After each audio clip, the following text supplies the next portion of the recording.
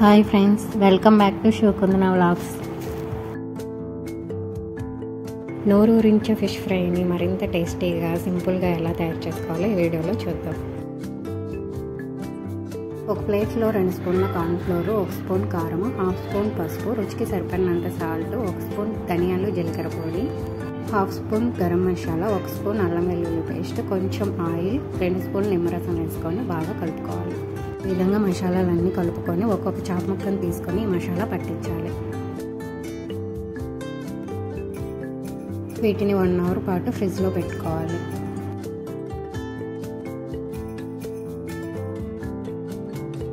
Pan పెట్టుకొని stove వెలిగించి oil వేసుకొని ఆయిల్ హీట్ ఎక్కాక మసాలా పట్టించిన చాప ముక్కలను ఒక్కొక్కటిగా వేసుకొని ఫ్రై చేసుకోవాలి.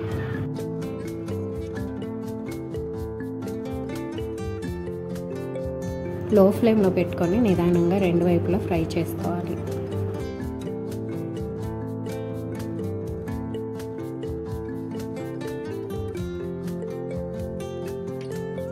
అంతే అండి, ఎంతో టేస్టీగా ఉండే ఫిష్ ఫ్రై రెడీ.